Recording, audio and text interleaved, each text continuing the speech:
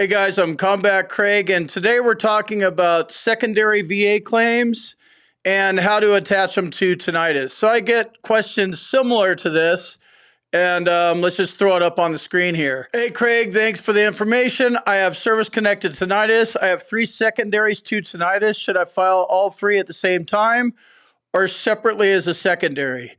So the first thing you need to know about this is it's secondary to tinnitus. So you're going to, when you're filing a secondary claim, totally fine, legal, all that stuff, you have tinnitus, and then you have 3 other conditions that are all caused by tinnitus.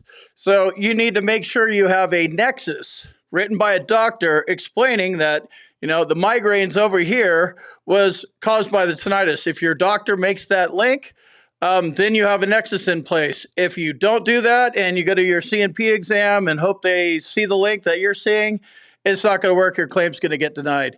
So get your doctor to write a nexus. Also make sure you have a current diagnosis of that secondary condition and your symptoms. The symptoms is where your rating comes from. If your doctor won't write you a nexus, check out my med team. There's an email address in the description below. Also, check out my boot camp at combatcraig.com if you want to learn more about the VA claims process. So the first thing we should look at is, what is already service connected? I'm going under the assumption that all you have is tinnitus at 10%. That's cool. You have some points on the board. So since you're going to be paying for a nexus or getting it somehow, putting effort into it, you might as well do this with claims that are actually going to pay. So if you're going for something that pays out at 0% or 10%, 0% you don't get paid, 10% you don't get paid much. 70%, that would be worth trying to get service connected because you get paid, right? I'm assuming that you're trying to increase your VA benefits so you maximize your monthly payments and all your benefits and stuff. So mental health is a good one. Migraines is a good one. Sleep apnea may or may not be a good one. It kind of depends on what your disability is and how much you can, get for it, what you think your probability of winning it is. So it's a strategy piece. Not everything is a good fit as a secondary to tinnitus. A lot of things are, not everything.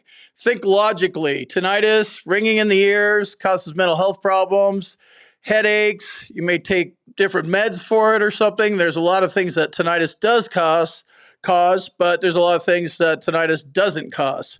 Let's say you have a broken ankle, right? Like tinnitus doesn't cause broken ankles or orthopedic conditions. That's something different. They may, play off of each other somehow or another. That's for your doctor to decide. So when I file all 3 secondaries at once, I guess it depends on what the claims are. I would definitely recommend going after claims that are going to pay because that's what we're trying to do here. Make sure you have a nexus, make sure your symptoms are properly documented, and make sure you have a current diagnosis. With current, this means in the last 6 months.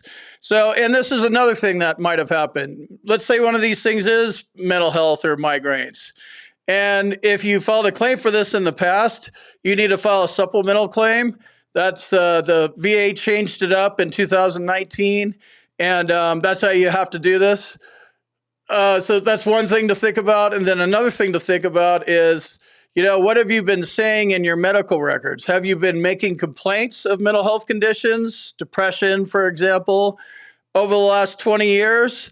What did you say caused it? Because now you're saying tinnitus caused it. It's fine. You didn't even get it service connected, so you're good.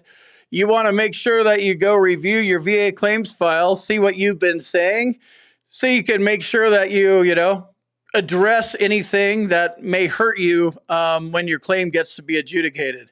So all 3 of them might be okay. It really depends on your disability. And, VA benefits, the Veterans Benefits Administration, that's the money part. That's what I'm talking about. Veterans Health Administration is healthcare. I'm not a doctor. I just live with a bunch of disabilities. So I know, disabilities don't improve with age. That's my experience. I don't think that's going to change. Check back with me in 30 years. I'll tell you how happy or unhappy I am, right? But it's all about money with Veterans Benefits Administration, so you want to separate the two. Go get your health care over here. That's cool. but get paid at the same time. And they're not the same thing. You want to make sure you separate the two out. They're two separate bureaucracies. So that's how I would answer this question, and I'll see you in the next video.